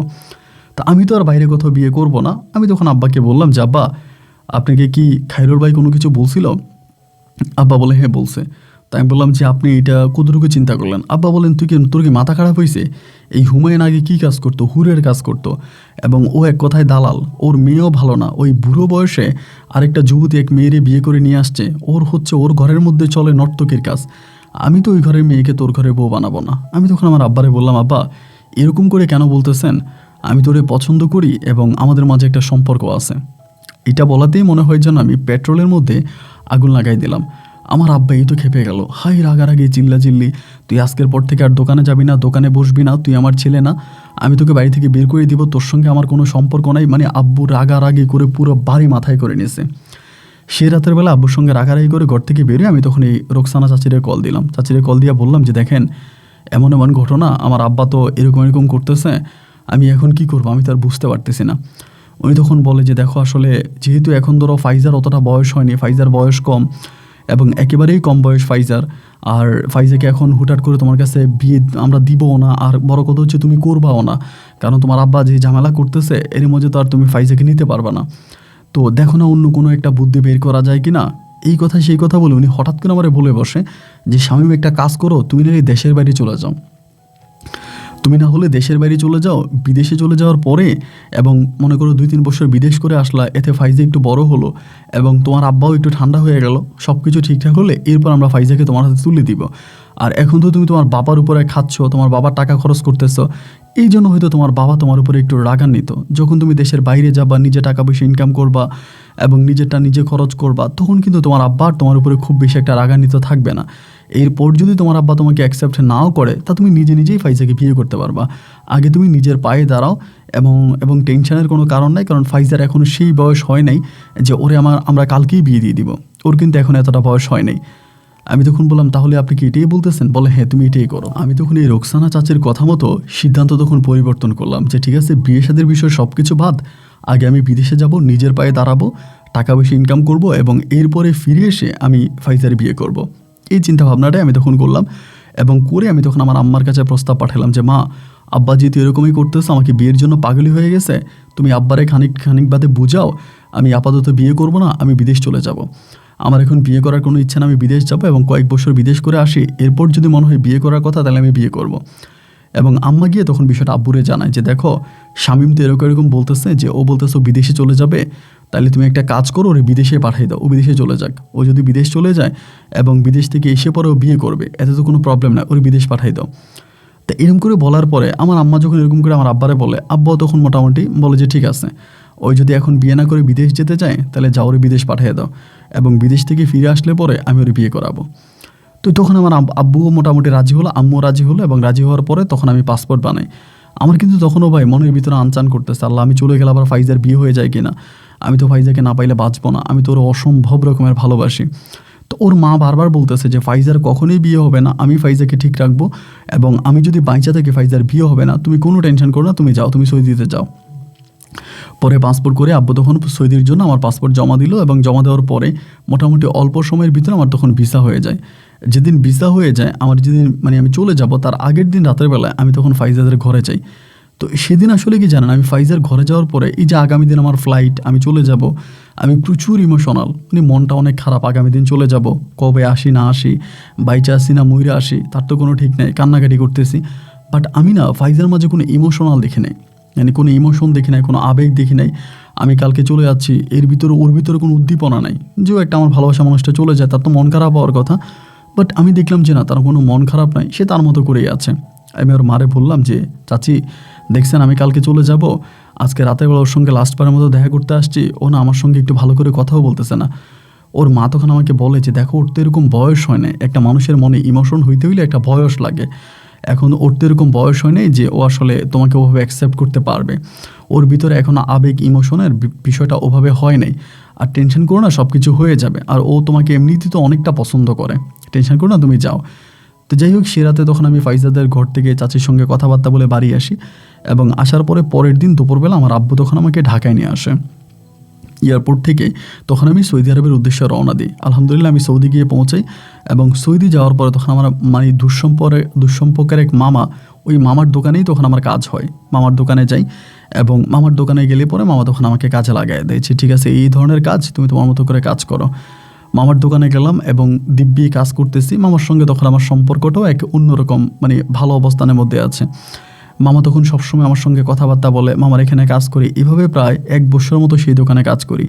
বাট দোকানে কাজ করবো কি ভাই, 24 ঘন্টায় শুধু আমি ফাইজার সঙ্গে কথা বলি, ওরে ফোন করি, তুমি কি করো, কেমন আছো, খাইছো কিনা, ভালো আছো কিনা, মানে সারাক্ষণই শুধু ওর সঙ্গে আমি ফোনে কথা বলি। মামা বলে যে এভাবে তো ব্যবসা বাণিজ্য করলে ব্যবসা লাটে উঠবে, তুমি তো আসলে কোনো মনোযোগ দাও না, কাজকাম করো না, তুমি ভালোভাবে করো, মামা এগুলো বলতো। এভাবে প্রায় 1.5 বছরের মতো কেটে গেল। 1.5 বছর কেটে যাওয়ার পরে মামার সামনের তখন একটা দোকান বিক্রি হবে, মামার যেই দোকানটা আছে এটার সামনে একটা দোকান বিক্রি হবে, সৌদিয়ানের একটা দোকান। তো মামা তখন বলতেছে একটা কাজ করো শামীম, এই দোকানটা কিনে ফেলো, তুমি যদি ব্যবসা বাণিজ্য করতেছো বা ব্যবসা লাইন গার্ড বুঝো, তাহলে মোটামুটি বাংলাদেশি টাকায় 60-70 লাখ টাকার মতো লাগবে, এই দোকানটা তুমি কিনে ফেলো, এবং দোকানটা কিনলে তোমার দিনরাত সব পাল্টায়া যাবে, তুমি অনেক টাকার মালিক হয়ে যাবা, দোকানটা কিনে ফেলো। তা আমি তখন মামারে বললাম যে মামা আমি আসছি মাত্র 1-1.5 বছরের মতো, আর আমি এখন এত টাকা কই পাবো, আমার এত টাকা কে দিবে। উনি তখন বলে যে টাকার ব্যবস্থা আমিও করব কিছু, আর তোমার আব্বারে বলো কিছু টাকা দেওয়ার জন্য, দিয়ে তুমি এই দোকানটা কিনে ফেলো, এবং দোকানটা কিনলে তোমার পুরো লাইফ চেঞ্জ হয়ে যাবে। তো মামাও যখন এভাবে বললো, আমি তখন আব্বুরে ফোন করলাম বাংলাদেশে, ফোন দিয়ে আব্বারে বললাম যে আব্বা এমন এমন ঘটনা, মামা তো বলতেছে দোকানটা কেনার জন্য, এবং দোকানটা কিনলে ওখানে ভালো ইনকাম আসবে, ব্যবসা বাণিজ্য ভালো হবে। আমার আব্বা বলে তোরা আমি বিদেশে পাঠাইলাম, তুই আমার জন্য টাকা পাঠাইবি, আর এখন বিদেশ যায় তুই উল্টা আমার কাছ থেকে টাকা নিতে যাচ্ছিস, এটা কী ধরনের কথা। তা আমি বললাম যে এখান থেকে তো ইনকাম হবে, আমি তো ইনকামের জন্যই বলতেছিলাম। পরে মামাও কথা বললো, আমার আব্বারে বুঝালো যে দুলাভাই ব্যবসাটা চলবে, এবং এটা খুব ভালো একটা দোকান, আমার দোকানের সামনেই একটা কাজ করেন, শামীমরা আপনি দোকানটা নিয়ে দেন। আমার মামারে কিন্তু আমার আব্বা খুবই মানতো। মামা যখন বললো, আমার আব্বা বললো যে তোমার কি মনে হয় যে শামীম ঠিকমতো ব্যবসা বাণিজ্য করতে পারবে? আমার মামা তখন বললো যে হ্যাঁ ও পারবে, আমার দোকানে অনেক দিন ধরে আছে, তো আমি দেখতেছি ওর কাজের প্রতি খুব ভালো মনোযোগ আছে, এবং ও ভালো করে কাজ করতে পারবে দুলাভাই, আপনি চিন্তা করেন না, আপনি টাকা পাঠান। আমার আব্বা তখন হুন্ডির মাধ্যমে টাকা পাঠানোর ব্যবস্থা করে, প্রায় সেই সময়তে 45 লাখ টাকা, বর্তমান সময়ে যার মূল্য প্রায় 50 লাখেরও বেশি হবে, মানে অনেক টাকা। এক কথায় বলতে গেলে এত টাকা আমার আব্বু তখন জমি বিক্রি করে, এবং আব্বার যে আদার্স যে ব্যবসা বাণিজ্যগুলো ছিল এগুলো বিক্রি করে, এবং নিজের দোকান বিক্রি করেন। আমার আব্বার চিন্তা ভাবনা হচ্ছে যে যদি আমার ছেলে সৌদিতে সেটেল হয়ে যায়, ওখানে বড় ধরনের কোনো ব্যবসা ধরে ফেলে, তাহলে তো আমার গ্রামের আর ব্যবসা বাণিজ্যগুলো দরকার নেই, আমি গ্রামের ব্যবসা দিয়ে কী করব। আমার ছেলে যদি সৌদিতে ভালো অবস্থানে থাকে তাতে সৌদিতে থাকুক, আমার তো আর গ্রামের দরকার নেই। যার কারণে আমার আব্বা তখন করলো কি, মোটামুটি সব টাকাগুলো একসাথ করে আমার জন্য পাঠিয়ে দিল সৌদিতে। আব্বু আমার জন্য টাকা পাঠিয়ে দিল, এবং সেই টাকা দিয়েই আমি তখন আমার মতো করে ব্যবসা বাণিজ্য বিল্ড আপ করতেছি, ব্যবসা দাঁড় করাইতেছি, এবং লোকজন রাখতেছি, চলতেছে মোটামুটি খুবই ভালো। তো এই যে আমার আব্বু টাকা পাঠাইলো, দোকান নিতেছি, এরই মাঝে প্রায় 3 বছরের মতো কেটে গেছে। মানে একটা নতুন ব্যবসা ধরছি, এইটা তো মোটামুটি উঠাইতে একটা সময় লাগে, ব্যবসা বাণিজ্যের যে অবস্থা, এবং ধরেই তো আসলে কোনো ব্যবসাতে লাভ পাওয়া যায় না, আবার এতগুলো টাকা পুঁজি লাগাই দিলাম, তাহলে তো এখানে শ্রম দিতে হবে, সময় দিতে হবে, আস্তে আস্তে ব্যবসা উঠাইতে হবে। এই কারণে আমি তখন আর বাড়ি ঘরেও খুব একটা আসতে পারি না, প্রায় 3 বছরের মতো টানা থেকে গেলাম। এই 3 বছরের মাঝে ফাইজের সঙ্গে মাঝে মাঝে কথা বলতাম, ফাইজার মায়ের সঙ্গে কথা বলতাম, ওনাদের সঙ্গে আমার কথাবার্তা হতো। টোটাল প্রায় 5 বছর আমার সৌদি আরবের মাটিতে কেটে যায়। তখন ফাইজা মোটামুটি অনেকটাই বড় হয়ে যায়, খুবই বড় হয়ে যায়, কিন্তু ওর বিয়ে হয়নি। ওর মা বলছে আমার জন্য রাখবে, এবং আমি সৌদি আরব থেকে আসলে পরে আমার সঙ্গে ওর বিয়ে হবে। 5 বছর সৌদিতে ছিলাম, নিচে একটা দোকান দিলাম, যদিও ওই দোকানের সম্পূর্ণ পুঁজি আমার বাবার কাছ থেকে টাকা নিয়ে দোকান দিলাম, এবং সব কিছু ঠিকঠাক মতো সাজাইয়া 5 বছর পরে আমি সিদ্ধান্ত নিলাম যে ওকে ফাইন, এবার আমি দেশে যেতে পারি। 5 বছর পরে আমি তখন বাংলাদেশ থেকে সৌদি থেকে তখন বাংলাদেশে আসি। তো আসার পরে আমার প্ল্যানিং ছিল যে আমি দেশে আসছি, এবং বিশ্বাস করেন আমি এই ফাইজার জন্য একটা করে অনেকগুলা গিফট, মানে আমি মনে হয় শুধু ওর জন্যই কমে 3 থেকে 4 লাখ টাকার শপিং করছি, শুধু ওর জন্য। এই সম্পূর্ণ শপিংগুলো ছিল শুধুমাত্র ওর জন্য, আমি ওকে দিব এই জন্য আমি এই শপিংগুলো করলাম। এত টাকা শপিং করলাম এবং শপিং করে আমি তখন দেশে নিয়ে আসছি এবং আনার পরে আমি ওরে এতগুলো শপিং ওরে দিলাম, মানে দেখলাম ওরে দিলাম শপিংগুলো, মানে ওর ভিতরে ভাই কোনো রকমের ইচ্ছা নাই, কোনো উদ্দীপনা নাই যে আমি এত বছর পরে আসছি। আবার যখন সৌদিতে থাকতাম ওর সঙ্গে কথা বলতাম, ও আমার সঙ্গে খুব বেশি একটা কথা বলতো না, ফোন দিলে ইগনোর করতো, ওর মাকে দিয়ে দিত, কথা বলতে চাইতো না। ওর মা আমারে বুঝাইতো যে দেশে আসলে সব ঠিক হয়ে যাবে, বিদেশে আছো তো এই জন্য হয়তো একটু মনোমালিন্যতা হচ্ছে, দেশে আসলে সব ঠিক হবে। আর ওর মা আমাকে বলে যে আমি তো এখানে আসি, তোমার টেনশনের কোনো কারণ নাই, ফাইজারে তোমার জন্য আমি বউ বানায় রাখতেছি। আর আরেকটা কথা ছিল কি, ওদের এই যে 5 বছরের বাজার সাজার খরচ পরচ যা আছে সব কিন্তু আমি দিতাম। ওর মায়ের পানিটা পর্যন্ত মনে হয় যেন আমি সৌদি থেকে টাকা পাঠাই তারা আমার পানিটা কিনা খাইতো, এরকম। মানে বাইরের কোনো কিছুই তাদের ইউজ করা লাগতো না, আমি প্রতি মাসে মাসে তাদের জন্য মোটা অঙ্কে টাকা পাঠাইতাম। ফাইজার স্বর্ণ গয়না, ওনার মানে জামা কাপড় স্বর্ণ গয়না একদম সব আমি নিজে পাঠাইতাম। যাই হোক ভাই, এবার যখন দেশে চলে আসলাম এবং দেশে আসার পরে আমি তখন মানে ও আমাকে ইগনোর করতেছে, আমার সঙ্গে কথা বলে না। এত টাকার গিফট আনলাম, গিফট দিলাম, ও মানে কোনো ইয়ে নাই। এভাবে 3 দিন কেটে গেল, বাড়িতে 3 দিন আসি। আব্বা তখন বলতেছে যে মেয়েই খুঁজবে, আবার সে বিয়ের চাপ, যেটা আজ থেকে 5 বছর আগে যেরকম ছিল একইভাবে 5 বছর পরে আবারও সে একই সুর, আমার জন্য মেয়ে খুঁজবে, আমাকে বিয়ে করাবে। আব্বু মোটামুটি আব্বুর মতো করে মেয়ে খুঁজতেছে। তো আমি আমার আব্বুরে বুঝাইতে পারতেছি না যে এই মুহূর্তে আমি বিয়ে করব না, বা আমার এরকম অবস্থা আমি আরও পরে বিয়ে করব, এগুলো আসলে কোনো কিছু আব্বুকে বোঝানো যায় না। আব্বুর কথা হচ্ছে আব্বু যেটা বুঝবে সেটাই, আব্বু আমার কথা শুনবে না। তো এদিক দিয়ে আব্বু মেয়ে খুঁজতেছে, আর এদিক দিয়ে ফাইজ আমাকে বিয়ে করবে কি করবে না, তখন আমি ওর ভিতরে আর কোনো কিছু পাই না। আগে যেরকম ধরেন একটা কিছু পাইতাম যে না ও আমাকে পছন্দ করে বা ইয়ে করবে, বাট সৌদি থেকে ফিরে আসার পরে আমি দেখলাম ও পুরোপুরিভাবে চেঞ্জ, মানে পুরোই চেঞ্জ। ওর মারে বলতেছে আমি এখন কি করব, আমার মাথায় তো কোনো কিছু আসতেছে না, ও যে আমাকে এভাবে ইগনোর করে, আমার সঙ্গে ঠিকমতো কথা বলে না, আমার তো এগুলো সহ্য হয় না। আমি এত বছর পরে এত কষ্ট করে বিদেশ থেকে আসছি, এখন ওকে বিয়ে করব, ওর নিয়ে সংসার করব। এখন ওই যদি রাজি না থাকে, ওই যদি আমার সঙ্গে এরকম করে, আমি আমার আব্বারা রাজি করায় কি করব? আগে তো ওকে রাজি করাইতে হবে। ও যদি রাজি হয়, ও যদি সব কিছু ঠিক হয়, তাইলে পরে আমি আব্বারে বলবো। এখন আমি ওরই তো কোনো মতিগতি বুঝি না, ও এখন বলে একটা, একটু পরে বলে একটা, আমি ওর কথাবার্তার কোনো ঢাইল পাকল কিছুই বুঝি না। তো ওর মা তখন আমাকে বলতেছে যে আমিও তো কোনো কিছু বুঝতেছি না, ও এরকমটা কেন করতেছে, ও তো তোমাকে পছন্দ করতো, ও যথেষ্ট তোমাকে পছন্দ করতো, বাট হঠাৎ করে ওর মাঝে কী হইলো, ও এরকম করতেছে। আচ্ছা একটু সময় দাও, একটু টাইম দাও, হয়তো বাবা আস্তে আস্তে ঠিক হবে। তো এরকম করে আস্তে আস্তে ঠিক হইতে হইতে ও আর হচ্ছে না।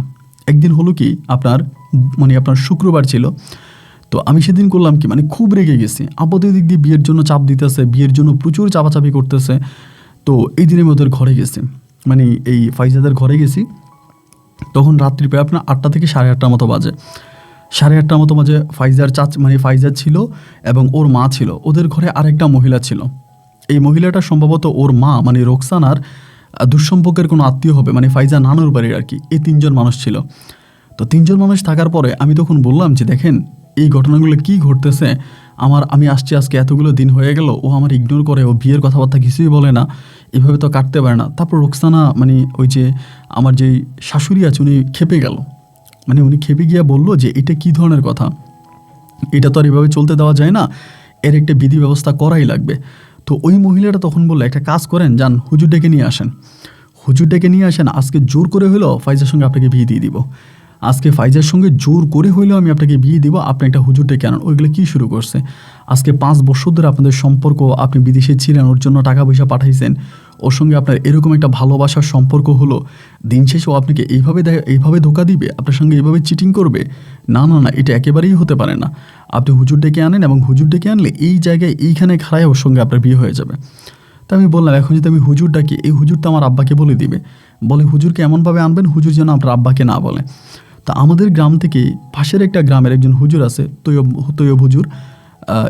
ওই তৈয়ব হুজুরের সঙ্গে আমার আবার সম্পর্কটা একটু ভালো মনের জন্য আমি এবার আপনার আতর বা আপনার জায়নামাজ এটা নিয়ে আসছিলাম।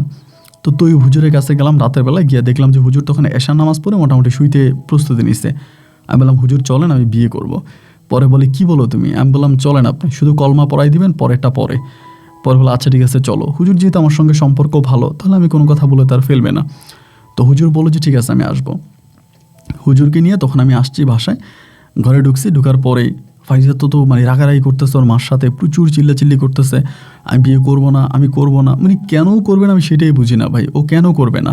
ও ও বিয়ে করবে না, ও বিয়ের কথা শুনতেই পারে না। ওর মাকে বারবার বলতেছে আমি কিচ্ছু মানবো না, আমি এটা ভেঙে ফেলবো, আমি ওইটা ভেঙে ফেলবো, হায় ঝামেলা করতেছে।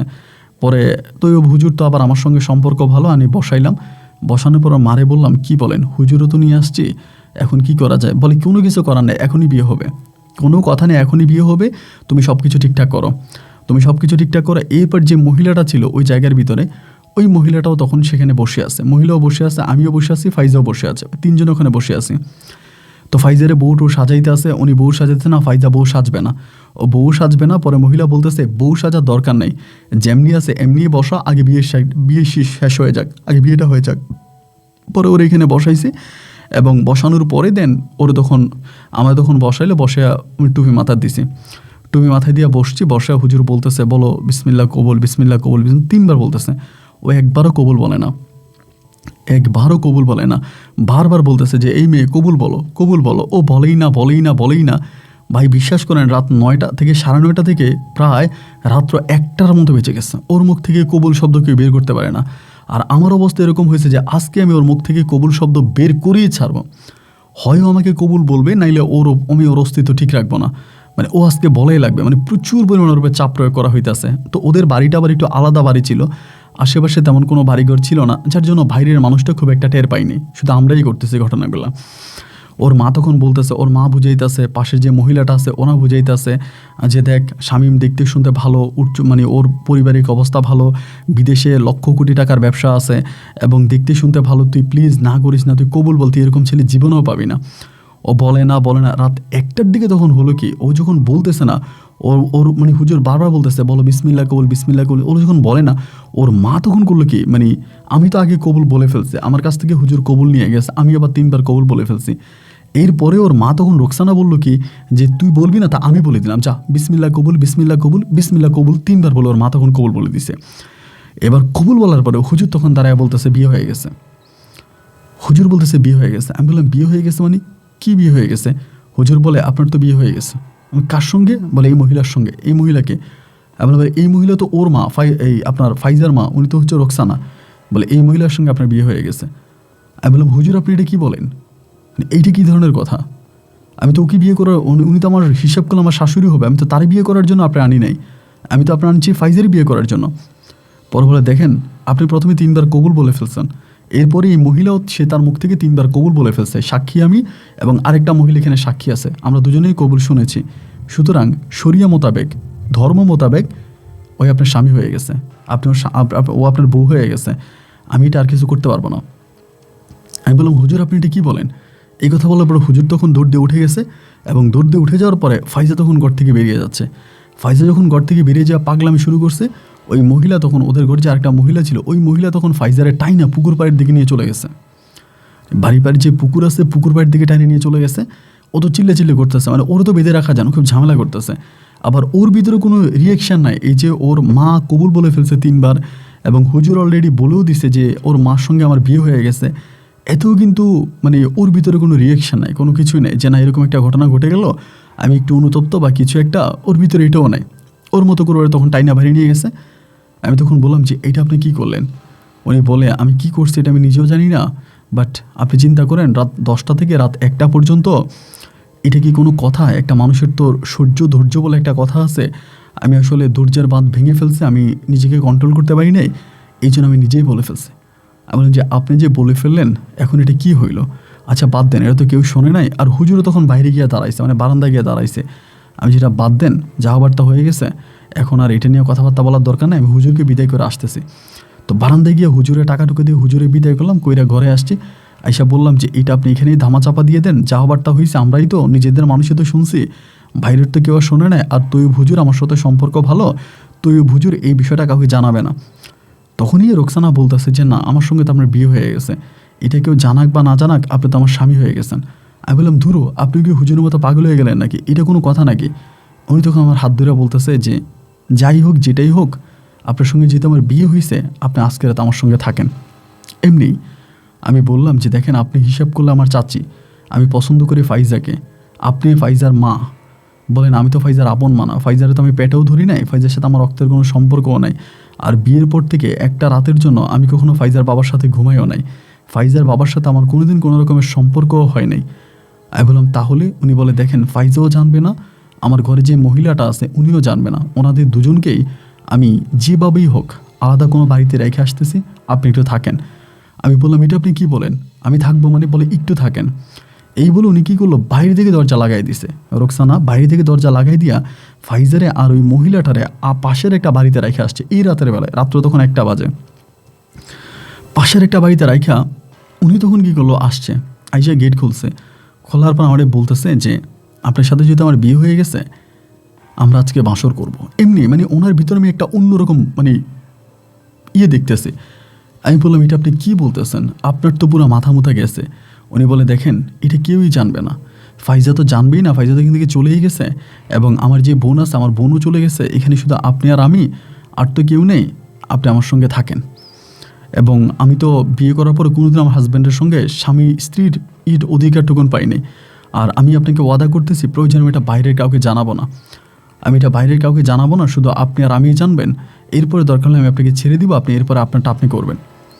তো দেখলাম যে না, তার এখান থেকে সরার কোনো সুযোগ নেই, সে একরকম আমাকে জিম্মি করে ফেলছে এই জায়গায়। সে আমার সঙ্গে একটা সম্পর্ক করবেই, এবং সেটা হোক জোরপূর্বক, মানে জোর করে হলে না আমার সঙ্গে কোনো একটা সম্পর্কে জড়াবে। তো আমি বললাম ঠিক আছে, তাহলে আমার একটা শর্ত আছে, একটা নয় 3টে শর্ত। আপনি যদি আমার এই 3টে শর্ত মানেন তাহলে আমি আপনার আজকে রাতের প্রস্তাব মেনে নিতে পারি। উনি বলে ঠিক আছে বল। আমি বললাম প্রথম প্রস্তাব হচ্ছে আপনি ফাইজাকে কোথাও বিয়ে দিতে পারবেন না, ও যদি জীবনে বিয়ে নাও হয় আপনার দায়িত্বে, আপনার মাধ্যমে আপনি ফাইজাকে কন্ট্রোল রাখবেন, ওরে কখনো বিয়ে দিতে পারবেন না, এটা হলো প্রথম শর্ত। উনি বলে হ্যাঁ আমি প্রথম শর্ত মানলাম। আমি বললাম দ্বিতীয় শর্ত হচ্ছে আমি ফাইজাকে দেশের বাড়ি নিয়ে যাব, তার পাসপোর্ট টিকিট থেকে শুরু করে সব আমি করব, এবং আপনি আমাকে আমার সঙ্গে ফাইজাকে বিদেশে যাওয়ার জন্য সুযোগ করে দিবেন। উনি বলে হ্যাঁ এটাও মানলাম। আমি বললাম তৃতীয় শর্ত হচ্ছে যেহেতু আজকে রাতে আপনি আমার সঙ্গে থাকতে চাচ্ছেন আপনার ইচ্ছায়, এবং এরপরের থেকে আপনি আমাকে ছেড়ে দিবেন, আমি যেদিন ফাইজাকে নিয়ে বিদেশে চলে যাব এরপরে আপনি আমাকে ছেড়ে দিবেন, আমাদের এই বিয়ের বিষয়টা কেউ জানবে না। উনি বলে ঠিক আছে যাও, আমি সেটাও মানলাম। তো আমি জানি না আসলে সেদিন আমি এটা কী করলাম এবং এটা আমি কেন করলাম, আমি তখন এটা আমার নিজের মাথায়ও আসতেছে না বা নিজেও বুঝতে পারতেছিলাম না। যাই হোক সে রাতে আমি ওই ওনার ঘরে ছিলাম ফজর পর্যন্ত। ফজরের আজানটা দেওয়ার সঙ্গে সঙ্গে আমি বললাম যে দেখেন আমার আর সহ্য হইতেছে না, আমি বেরিয়ে যাই। ফজরের পর আমি তখন বেরিয়ে চলে আসছি, এবং বেরিয়ে আসার পরে আমি বাড়িতে এসে মানে একদম চিন্তায় পড়ে গেলাম, এটা আমি কী করলাম, অ্যাটলিস্ট এইটা আমি কীভাবে করলাম, মানে আর মনটারে বুঝাইতে পারতেছি না। আল্লাহ এটা আমি কেমনি কী করে ফেললাম, মানে তখন আর আমি লজ্জায় ফাইজার সামনেও যাই না, ফাইজাদের বাড়ির দিকেও যাই না, মানে আর কোনো রকমের কোনো কিছু নাই। এভাবে প্রায় 2 দিন কেটে গেছে। 2 দিন পরে আমি তাদের বাড়ির দিকেও যাচ্ছি না, তারা আমাদের বাড়ির দিকে আসতেছে না। 2 দিন পরেই তখন এই রোকসানা তখন আমাকে ফোন দিয়া বলতেছে যে এখন তুমি কি করবা, সিদ্ধান্ত কী নিলা? আমি বললাম আপনি ফাইজার কথা বলেন, ফাইজার কী অবস্থা? উনি বলে ফাইজাকে তো আমি অনেক বুঝাইছি, আসলে কোনো কাজ হয় নাই, ফাইজা আসলে মানবে না। এখন ও বলতেছে কি যে আপনি একটা কাজ করেন, আপনি দেশের বাইরে চলে যান এবং ও পরে দেশের বাইরে চলে যাবে আপনার সঙ্গে। আমি বললাম এটা কী ধরনের কথা, ওকে যাবে না মিথ্যা বলতেছে? ওর মা তখন বলতেছে না ও একটু মিথ্যা বলতেছে না, ও বলতেছে ও যদি ও আপনার সঙ্গে দেশে থাকবে না, আপনি যদি বিদেশ চলে যান তাহলে আপনার সঙ্গে বিদেশে চলে যাবে। পরে আমি বললাম যে তাহলে কি ওকে বলেন আমি বিয়ে করে ফেলি, আমি যেহেতু আমার সঙ্গে বিদেশে চলেই যাবে তাহলে আমি তাকে বিয়ে করে ফেলি, বিয়ে করে আমি চলে যাই, এবং এরপরে আমি ওর জন্য পাসপোর্ট সব কিছু ওকে করে আমি ওকে বিদেশে নিয়ে যাব। তো ওর মা বলতেছে ও তো এখন আপনার কাছে বিয়ে বসতে চাচ্ছে না, আর আপনার সঙ্গে তো আমার একটা বিয়ে হয়েই গেছে। আমি বললাম দেখেন আপনি আবারও সেই কথা বললেন না, যদি সেটা বলেন তাহলে কিন্তু বিষয়টা অন্যদিকে ঘুরে যাবে। উনি বলে আচ্ছা ঠিক আছে, আমি আপনার কথাই মানলাম, আপনার কথাই শুনলাম, আমি বিষয়টা অন্যদিকে ঘোরাতে চাই না, আমি শুধু আপনাকে বলতে চাই যে আপনি একটু অপেক্ষা করেন, আপনি একটু ধৈর্য ধারণ করেন, এত তাড়াহুড়ো করে কোনো কিছু হয় না, এবং এভাবে তাড়াহুড়ো করে করতে গেলে আপনি আপনি নিজেও একটা সমস্যায় পড়বেন এবং আমাদেরকেও সমস্যায় ফেলাইবেন। যেহেতু একটা ঘটনা ঘটছে আপনি এখন চলে যান, এবং চলে যাওয়ার পরে আপনি ফাইজার পাসপোর্ট সব কিছু ঠিকঠাক করেন, এবং আমি পরে ফাইজারে যেভাবেই পারি পাঠিয়ে দিব। তো আমি তখন বললাম যে দেখেন যদি পরেও যাইতে রাজি না হয়, বলে ও যাবে, আমি সব ঠিক করব, আপনি যান। তো এরকম করে কথাবার্তা বললে এবং বলার পরে দেন আমি কিন্তু বললাম যে ঠিক আছে তাহলে আমি চলে যাব। আমি আবারও পুনরায় সৌদি আরবে চলে যাবো। আমার আব্বা আম্মা দুজনেই কান্নাকাটি করতেছে, এটা কী ধরনের কথা, বাড়িতে আসলি বিয়ে শাদী করবি, সংসার করবি, এখন তুই কেন আবার যাবি, এখন তো তোর যাওয়ার কোনো প্রয়োজনে নেই। আমি আমার আব্বা আম্মারে বুঝালাম যে দেখেন আমার ভালো লাগতেছে না, আর সবচেয়ে বড় কথা হচ্ছে আমার ভিতরে কেমন যেন অনেকটা কষ্ট কাজ করে, আমি পরে আবার আসবো। আব্বা মা বলতেছে যে না এটা হতে পারে না, তুই বিয়ে করে যা, বিয়ে করার জন্য তারা মোটামুটি খুব ভালোভাবে আমাকে চাপ দিছে। তো আমার কথা একটা যে না আমি এখন বিয়ে করব না, আমি এখন চলেই যাব। মানে আমার এখন বিয়ে করার কোনো ইচ্ছেই নেই, আমি করবোই না, আমি চলে যাবো এবং পরেরটা পরে দেখা যাবে। তো এই কথাবার্তা বলে এই চিন্তা ভাবনা করে দেন আমি তখন চলে যাওয়ার জন্য প্রস্তুতি নিলাম। পাসপোর্ট আবারও ঠিকঠাক করলাম, মানে আপনার টিকিট কেটে ফেললাম, টিকিট কেটে আমি তখন চলে যাব। যেদিন চলে যাব সেদিন রাতেও আমি ফাইজাদের ঘরে গেলাম, ওর হাতে পায়ে ধরে কান্নাকাটি করলাম যে তুমি আমাকে ধোকা দিও না, আমার সাথে চিটিং করো, আমি তোমাকে ভালোবাসি, তুমি প্লিজ চলে এসো। এই কান্নাকাটি করলাম, কান্নাকাটি করে দেন আমি এই সৌদি আরবে আবারও চলে যাই। এবং সৌদি আরবে যাওয়ার পরে এই রোকসানার সঙ্গে আমি কথা বলি, কী ব্যাপার ফাইজা কবে আসবে, এইটা সেইটা। এবং সৌদি আরবে যাওয়ার পরে উনি আমার বলতেছে যে ফাইজা যাইতে চায় না, ও আসতে চায় না, আমি কি করব তুমি বলো। আমি বললাম দেখেন যদি ফাইজা না আসে আমি কিন্তু আপনার খুন করে ফেলবো। আমার জীবন যেহেতু নষ্ট হওয়ার তা তো হয়েই গেছে, আমার জীবনে যে কলঙ্ক লাগিয়ে গেছে তা তো লাগিয়েই গেছে, আমি কিন্তু দেশে যাবো এবং দেশে গিয়ে আমি আপনাকে খুন করে ফেলবো। এতে আরেকটা বিষয় কি জানেন, এই যে হুজুর আমাকে বিয়েটা পড়াইছিল তৈয়ব হুজুর কিন্তু এই বিষয়টা দুই একটা লোকের কাছে বলে দিছে আমাদের গ্রামে। এবং আমাদের গ্রামে এই বিষয়টা দুই একটা লোকের কাছে বলে দেওয়ার পরে আমি যখন সৌদি আরবে চলে আসি এবং আসার পরে আমার গ্রামে কিন্তু এই বিষয়টা ছড়িয়ে যায়। গ্রামের মোটামুটি সবাই জেনে যায় যে রোকসানার সঙ্গে আমার বিয়ে হয়ে গেছে, তৈয়ব হুজুর আমাকে বিয়ে পড়াইছে। এবং আব্বা আমাকে ফোন দিয়ে প্রচণ্ড রকমের গালাগালি করে, শুধু গালাগালি না, মানে আব্বা আমাকে ডিরেক্টলি বলে যে তুই আমার সন্তানই না, তুই আমার ছেলেই না, এবং তুই কোনোদিন বাড়িতে আসবেই না। আমার যে ছোট দুই ছেলে আছে ওরাই আমার সন্তান, ওরাই আমার সব, তুই আমার কিছুই না। এরই মাঝে আমি আব্বার কোটি টাকার মানে আমি এখানে লস করে ফেলছি, আমি আব্বার অনেক টাকা আমি এখানে লাগাই ফেলছি। আমার আব্বা এক কথায় বলতে গেলে এখন শূন্য হাতে, মানে আব্বার কিছুই নেই। আব্বার যা টাকা পয়সা ছিল সব আমি সৌদি আরবে নিয়ে আসি। এবার আব্বাও কান্নাকাটি করে তুই এই কাজটা কেমনে করলি, কীভাবে করলে। আমি আব্বারে বলে আব্বা এটা পুরোই মিথ্যা কথা, যারা গ্রামে এগুলো রটাইছে বা যারা এগুলো বলছে এরা এগুলো পরিকল্পিতভাবে বলছে, এগুলো তাদের পরিকল্পনা ছিল, আসলে এগুলো আদত কোনোটাই সত্য না। আব্বা আপনার কাছে অনুরোধ করে বলি যে আপনি এগুলো বিশ্বাস করেন না, আপনি এগুলো বিশ্বাস করেন না, এগুলো কোনো বিশ্বাসের কথা না। আমার আব্বা বলে তাহলে কি গ্রামের মানুষ এমনি বলে, কোনো প্রমাণ ছাড়া, কোনো ডকুমেন্ট ছাড়া? আমি বললাম দেখেন আপনি কারো কাছে কোনো প্রমাণ পান কি না, কারো কাছে কোনো প্রমাণও নাই, কোনো ডকুমেন্টও নাই, এগুলো এমনি মানুষ বলা বলি করতেছে, আপনি এগুলো বিশ্বাস করেন না। তো আমার আব্বা তখন মোটামুটি চুপ হয়ে গেছে। চুপ হয়ে যাওয়ার পরে আমি তখন ফাইজারে বললাম যে আপনি তাড়াতাড়ি ফাইজারে পাঠাই দেন, মানে রোকসানারে বললাম। ও বললো ঠিক আছে পাসপোর্ট করেন। ইনি ফাইজারে পাসপোর্ট করাইছে এবং পাসপোর্ট সব কিছু করানোর পরে এবার আলহামদুলিল্লাহ ফাইজা আসতে রাজি হয়েছে। ও যখন আসতে রাজি হয়েছে আমার কাছে মনে হলো যে ভাই পুরো পৃথিবীটা আমি পেয়ে গেছি, আমার আর কোনো কিছু চাওয়া পাওয়ার নাই, ওরে পাওয়া মানে আমার সব পাওয়া। তো ও তখন চলে আসছে এই জায়গায়, মানে সৌদি আরবে চলে আসবে। তো এবার সব কিছু ওকে টোকে হলো, আমি ওকে নিয়ে সৌদি আরবে ও আসছে। আসার পরে আমি ওকে এয়ারপোর্টে রিসিভ করলাম। আলহামদুলিল্লাহ রিসিভ করে আমি একটা বাসা ভাড়া করি, বিশাল একটা বাসা, ওই বাসার মধ্যে ওকে নিয়ে গেছে। নিয়ে যাওয়ার পরে আমার মনে হলো এই বুঝে আমার পরনে একটু সুখ আসছে বা এই বুঝে শান্তি আসছে, কিন্তু দেখলাম শান্তির দেখা আমি তখনও পাই নাই। ওরে আমি সৌদি আরবে আনার পরে বললাম যে ফাইজা এখন কী অবস্থা, এবং ও সৌদি আরবে আসার পর এয়ারপোর্ট থেকে ভাই কী করছে জানেন, আমাকে আব্বা ডাকতে শুরু করছে। মানে এয়ারপোর্ট থেকে আমাকে আব্বা ডাকতে শুরু করছে এবং বাসা পর্যন্ত ও আমাকে দেখলে আব্বু ডাকে। আমি বললাম এগুলো তুমি কী করো, মানে তোমার কি মাথা খারাপ হয়ে গেছে, তুমি গেলে কী বলতেছো? বলে কেন, আপনি কি অস্বীকার করতে পারেন যে আপনি আমার আম্মাকে বিয়ে করেন নাই? আমি বললাম এগুলো মিথ্যা কথা, আমি কখনোই তোমার আম্মাকে বিয়ে করি নাই। ও বলে আমি সবই জানি, আপনি আমার আম্মাকে বিয়ে করছেন, আমার আম্মার সঙ্গে ছিলেন। আমি বললাম দেখো এগুলো পুরোই মিথ্যা কথা, তোমাকে এগুলো যে বলতেছে পুরো আমাদের সম্পর্কটা নষ্ট করার জন্য বলতেছে। ও বলে আমি তো আসতাম না, আমার আম্মা কান্নাকাটি করে আমার পাঠাইছে, আমি আসছি, আমি এবার চলে যাব। আমি বললাম দেখো পাগলামি করো না, পাগলামি অনেক হয়েছে, এবার পাগলামি বন্ধ করো, আমি হুজুর ডেকে আনি, তোমার বিয়ে করে ফেলবো।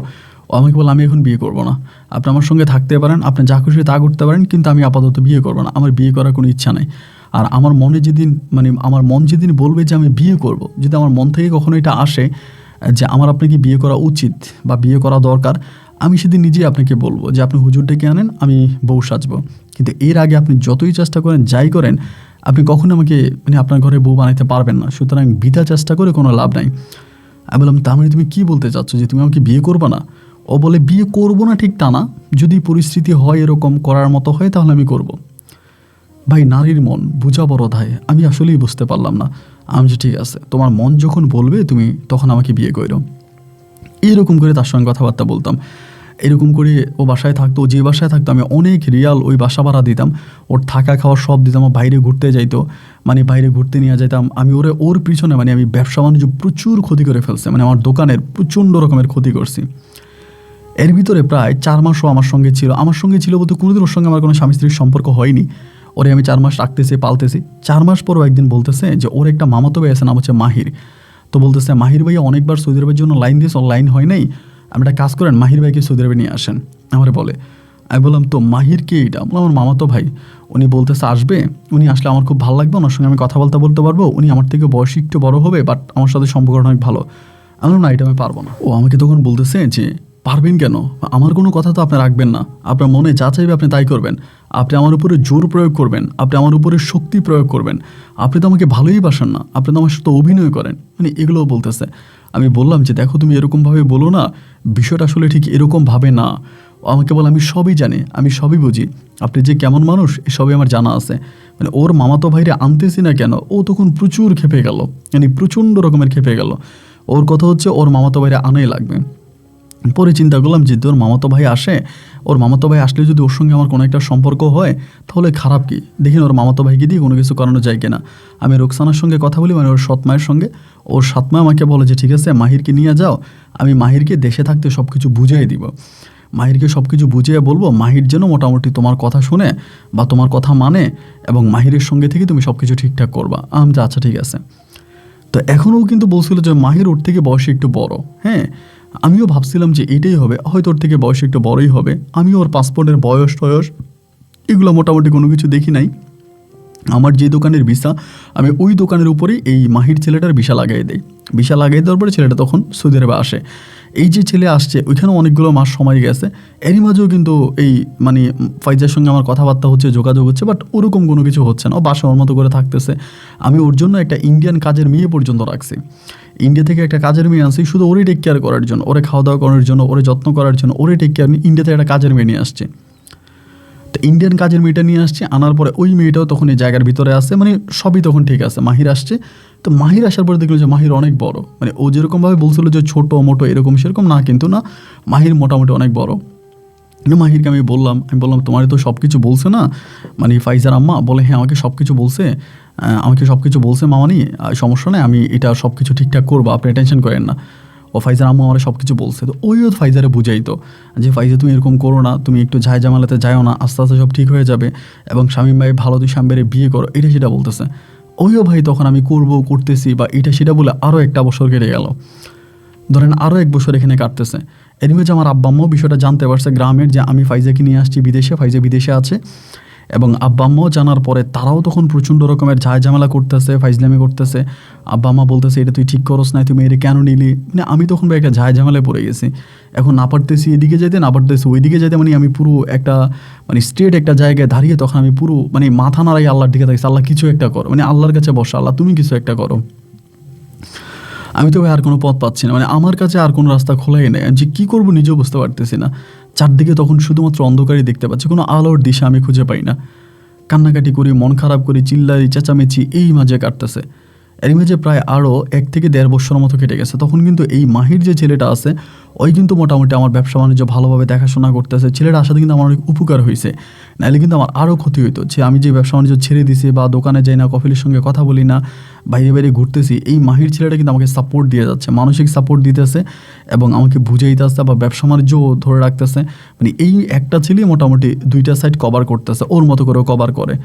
যাই হোক আলহামদুলিল্লাহ, আমার তখন খুব ভালো লাগলো যে আমি এরকম একটা ভালো ছেলে পাইছি যে কিনা আমার থেকে বা আমার এভাবে কাজ টাজ করে। এইভাবে ধরেন আপনার দিন রাতগুলো কাটতেছে, সময়গুলো কাটতেছে, এইভাবে সময়গুলো কাটতে কাটতে আপনার একদিন হলো কি মানে মনে আর মানে সইতেছে না। ওর মারে ফোন দিলাম, রোকসানারে ফোন দিলাম। রোকসানা আমারে বলে যে ওরে হয় মাইরা বস্তাবন্দি করে ফালাই দাও, তোমাদের ওইদিকে কোনো মানে বিল জঙ্গলের মধ্যে ফালাই দাও, ওর মতো মেয়ে থাকার দরকার নেই। ওর মায়েরও খারাপ ব্যবহার করে, ওর রুমে আমি যাইতে পারি না। এবং এইরকম করতে করতে একদিন হলো কি ভাই, রাতের বেলায় আমি ওর রুমে গেছিলাম। তো রাতের বেলায় রুমে গেছি, রাতের বেলায় রুমে যাওয়ার পরে মানে তখন আমার ভিতরে মানে এক ধরনের একটা মানে কি বলবো আপনার, মানে এক ধরনের রাগ এবং ক্ষোভ কাজ করতেছে না, আজকে আমি কিছু একটা করব, আর কত আটু সহ্য না, এবার আমি কিছু একটা করব। এইটা বলার পরে ওই দিন রাতের বেলা আমি মোটামুটি ওর উপরে একটু টর্চার শুরু করছি, দরজার হচ্ছে আটকায়া, যে দূরও আজকে প্রায় 2 বছর 1.5-2 বছরের মতো কেটে গেল, আমি তো তোর কাছ থেকে কোনো কিছুই পাই না, আজকে আমি কিছু একটা করে বসবো। তো একরকম জোর জবস্তি করে আমি ওর সঙ্গে একটু খারাপ কাজ করার চেষ্টা করি। এবং ওর মানে যে দস্তাদস্তিগুলো কিন্তু আবার খুব ফর্সা ছিল, একেবারে সাদা ছিল, শরীরে ধরেন আপনার ধরলে দাগ পড়ে যায় এমন একটা অবস্থা, একটু রক্ত বেরিয়ে গেছে। তো এই রক্ত বেরিয়ে গেছে এবং ওর সঙ্গে আমার এক ধরনের সম্পর্ক তখন হয়ে গেছে ওই রুমের ভিতরে, জোরপূর্বক যে সম্পর্কটা বলে আর কি, জোরপূর্বক হয়েছে। হওয়ার পরেই সেই জায়গার মধ্যেও তখন করলো কি, মানে মানে আমি আসলে জানি না ওটা কীভাবে করলো বা ওর মাথায় কীভাবে আসলো। ওর কাছে মোবাইল ছিল, ওই তখন সেখানেই হচ্ছে সৌদি পুলিশ কল করে দিছে। সৌদিয়ান যে পুলিশ আছে, পুলিশ কল করছে এবং সৌদি পুলিশ কল করার পরে ইন দ্য মিন টাইম সেখানে ইমিডিয়েটলি সৌদি পুলিশ চলে আসে। আসার পরে নিচ থেকে সৌদি পুলিশ এসে দরজা নক করে। দরজা যখন নক করে আমি তো আর বুঝতে পারি না, আমি দরজা খুলছি, খুলে দেখি যে সৌদি পুলিশ। ওরা এসে আমার নাম জিজ্ঞেস করলো, নাম বলছি, ভিতরে কে আছে তল্লাশি চালায় ওরা ফাইজারা পাইছে। এবং যে মেয়ে জীবনে কখনও আরবিতে বলতে পারতো না, আমি জীবনে ওরা আরবিতে কথা বলতে দেখি নাই, মানে কখনোই আরবিতে কথা বলতে পারতো না, ওর আরবি ওয়ার্ডেও জানতো না। ও সেই পুলিশের সঙ্গে আরবিতে দিব্যি কথা বলতেছে, আমাকে কীভাবে টর্চার করছে, কীভাবে কী করছে, ওর মেডিকেল চেক আপের কথা বলতেছে।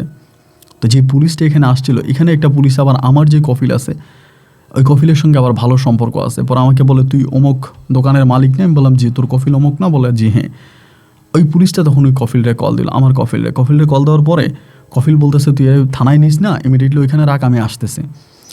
তো আমার কফিল কিন্তু আবার এই বিষয়গুলো কিছুই জানতো না, এই রাইসার মানে আপনার কি বলে ফাইজার বিষয় বা আমার এই বিষয়গুলো জানতো না। কফিল তখন ইমিডিয়েটলি তখন চলে আসে ওই জায়গার মধ্যে। আমি তখন মাহিরেও কল দিই, মাহিরও তখন আসে এবং আসার পরে আমার কফিল আসছে। আসার পরে যেহেতু পুলিশটা আমার কফিলের ফ্রেন্ড ছিল, তো আমার কফিলটা তখন বললো যে তাকে এই ঘটনা, মেয়ের তো দেখে মনে হচ্ছে যে তার সঙ্গে এরকম কিছু হয়েছে। এখন এটা তো তোর কফিলে তোর ছেলে বা তোর আন্ডারে থাকে, এখন ওর তো এখানে অনেক রিয়ালের ব্যবসা বাণিজ্য আছে, ওরা কী করবো তুই বল। আমার কফিল তখন পড়ে গেছে মহা ঝামেলা। আমি তখন কফিলটা আলাদা ডাক দিলাম, ডাক দিয়ে বললাম যে কফিল দেখে এই ঘটনা, ওরে আমি আনছি, ও আমার বউ, এটা সেটা, ও আমার সঙ্গে এরকম করতেছে। তো কফিল তখন করলো কি, পুলিশে বুঝিয়ে বললো যে দেখ, এটা তো ওর বউ, এটা ওর বউ, ওরা আসলে স্বামী স্ত্রী এবং ওদের স্বামী স্ত্রীর মাঝে একটা ঝগড়া হয়েছে এবং এই ঘটনা। তা পুলিশ বলতেছে যে না, এটা ওর বউ না। এই মেয়ে বলতেছে এটা তার হাজব্যান্ড না, সে জোরপূর্বক ওকে র্যাপ করছে, এটাও রিপোর্ট করছে, এটা তোর বউ না। এখন আমি হয়তো এটা করতে পারি, ছেলেটাকে বাঁচাই দিতে পারি, তুই ছেলেটাকে ইমিডিয়েটলি দেশে পাঠাই দে, হয়তো এটা করা যায়। আর অন্যথায় ছেলেটার মানে কী হবে তুই তো বুঝিসই। কফিল এসে আমারে বলতেছে যে শামীম, এই সমস্যা, তো তুই কি মরবি না দেশে চলে যাবে এই সময়ের ভিতরে? কারণ ওই মেয়ে যেভাবে চিল্লাইতে আছে, ওই পুলিশও আর ও তাকে কন্ট্রোল রাখতে পারবে না, ও আরও বিপদে পড়ে যাবে। আমি তখন বললাম যে কফিল তুই আমার দেশে পাঠাই দে, কারণ এই সময় যদি আমি দেশে না আসি তাহলে আমি মারা যাবো। কারণ সৌদির আইন অনেক খারাপ।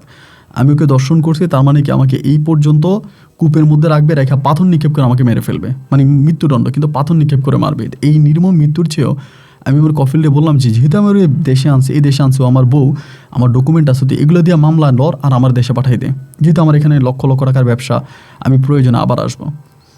ইমিডিয়েটলি কফিল তখন আমার পাসপোর্ট নিয়ে গেলো এবং ওরে তখন মেডিকেলে নিয়ে গেছে, আমার পাসপোর্ট দিচ্ছে এবং দিয়া, মানে এখানে অনেক টাকা পয়সা লাগছে, কিন্তু আমার অনেক টাকা লাগছে, মানে আমার মোটামুটি আমার, আপনাকে কী বলবো ভাই, এগুলো বলতে ইচ্ছা করে না, মানে আমার বাবার সম্পত্তি মানে যা ছিল আমি সবই শেষ করে দিছি ওই সৌদিতে, নাহলে আমি মারা যাইতাম।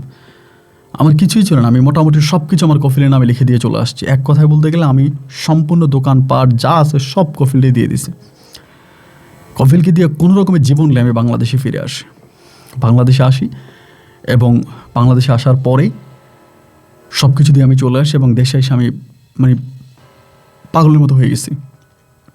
এই যে কোটি টাকার ব্যবসা, আমি তো আর নাই, যেহেতু আমার মামা ওখানে আছে। আমি দেশে আসার পর যখন এরকম শুরু করতেছি, আমার মামা তখন আমার আব্বারে বললো যে এই ঘটনা, মামা তখন সব কিছু জানাই দিল যে আপনার ছেলে এগুলো করছে, এই ঘটনা। এই আব্বা জানার সাথে সাথে আব্বা হার্ট অ্যাটাক করে। আব্বু 14 দিনের মতো রংপুর মেডিকেলে, আপনার বরিশাল মেডিকেলে থাকে, সার্জেন্ট মেডিকেলে থাকে এবং 14 দিনের মাথা আমার আব্বু এন্তেকাল করে, আব্বু মারা যায়। এবং আব্বু মারা যাওয়ার পরে, আব্বু মারা যাওয়ার আগে আমার মারে, আমার বোনদেরকে সবাইকে বলে যায় যে কোনো দিন আমি যাতে আব্বুর কোনো কিছুতে হাত দিতে না পারি এবং মরার পর যেন আমি কোনোদিন আমার আব্বার কবরে আমি মাটি দিতে না যাই, আব্বার মরা লাশটাও না দেখি। আসলেই ঠিক আমার আব্বুর মৃত্যুর পরে আমার ভাইয়েরা, আমার বোন এবং আমার আত্মীয় স্বজন আমার আব্বুর লাশ আমাকে দেখতে দেয় নাই। আমার আব্বুর লাশ দেখতে দেয় না, আমার আব্বুর লাশ না দেখে আমার আব্বুর লাশ দাফন করে ফেলছে। তো আমার ছোটো ভাই যে ছিল, আমার বড় আপু ছিল, সবাই বলতেছে আমার কারণে আব্বু মারা গেছে, আমি আব্বুকে মেরে ফেলছি এবং তারা আমাকে একরকম বাড়ি থেকে বের করে দিচ্ছে। ওই সময়ে বাড়ি থেকে বেরিয়ে যাই এবং বেরিয়ে আপনার বরিশাল শহরে আছি আজকে বহু বছর। এখন প্রায় শেষ বয়সে চলে আসছি, জীবন নিয়ে এখন আর কোনো চাওয়া পাওয়া নাই। আর একটা কথা আপনাকে বলে যে আমি পরে জানলাম যে এখনও ফাইজা সৌদি আরবে আছে এবং ফাইজার যে মামাতো ভাইকে নিয়েছিলাম মাহির ফাইজাকে বিয়ে করে এবং তারা সৌদিতে আছে, অন্য একটা কোম্পানিতে চলে গেছে, তারা অন্য একটা জায়গায় কাজ করে, আমি যে দোকানে ওই দোকানে না। এবং আরেকটা অবাক করার বিষয় হচ্ছে ফাইজা তার সৎমা রোকসানাকেও নিয়ে যায়। ওর সৎমা রোকসানাও চলে যায়। শুধু তাই নয়, ফাইজার যে ছোটো দুইটা বোন ছিল, এই দুইটা বোনকেও নিয়ে যায়, বোন জামাইদেরকেও নিয়ে যায়। মানে ওর যে ফ্যামিলি ছিল টোটালি সবাই সৌদি আরবে সেটেল হয়ে যায়, সবাই সৌদি আরবে। এবং ওরা গ্রামে এখন মসজিদ বানাইছে, মাদ্রাসা বানাইছে, এতিমখানা বানাইছে, মানে বিশাল হিসাব, যা আসলে বলার মতো না। আর আমি সব হারালাম, এখন আমি বাড়িতেও যাইতে পারি না, রাস্তায় ঘুরতেছি। জানি না হঠাৎ করে আপনার এই গল্পগুলো আল্লাহ কেমন করে আমার চোখের সামনে আনলো। গল্পগুলো শুনলাম, ভালো লাগলো। অনেক দিন ধরে ভাবতেছিলাম বলবো, সামনে রমজান মাস, চিন্তা করলাম দুঃখের কথাগুলো একটু বলে মনটাকে হালকা করি। তাই আপনার কাছে কথাগুলো বললাম। ভাই, যদি পারেন আমার কথাগুলো মানুষের কানে কানে পৌঁছে দেবেন, আমার মতো কেউ যেন এমন ভুল না করে। ভালো থাকবেন। আসসালামু আলাইকুম।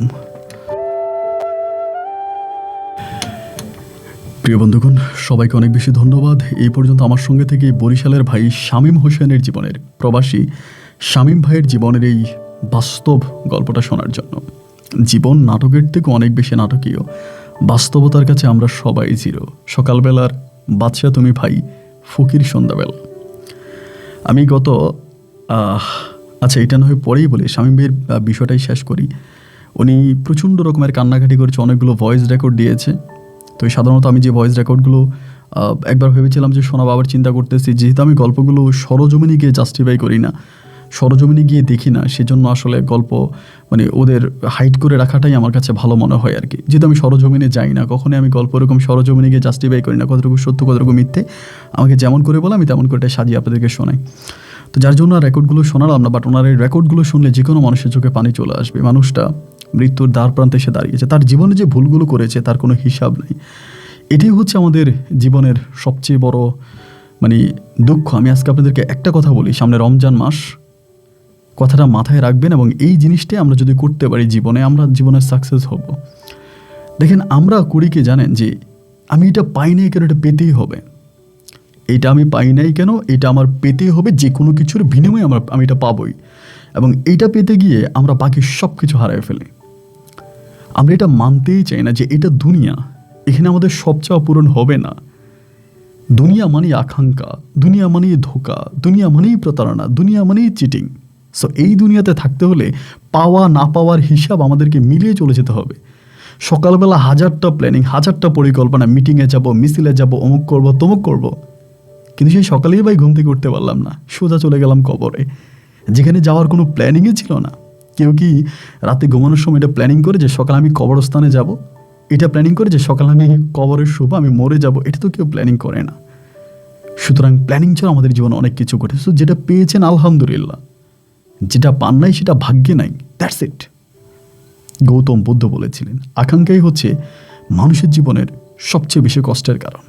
তাই মন থেকে সব মুছে ফেলেন। সামনে রমজান মাস, 5 ওয়াক্ত নামাজ পড়েন, রোজা রাখার চেষ্টা করেন। আল্লাহ সবাইকে হেদায়েত দান করুক এবং শামীম ভাইয়ের মতো করে আর কারো জীবনে এমন অনাকাঙ্ক্ষিত ঘটনা না ঘটুক, এই প্রত্যাশায় আমি আজকের মতো বিদায় নিচ্ছি। দেখা হবে আপনাদের সঙ্গে আমার নতুন দিন, নতুন কোনো গল্পে। আল্লাহ হাফেজ এন্ড আসসালামু আলাইকুম।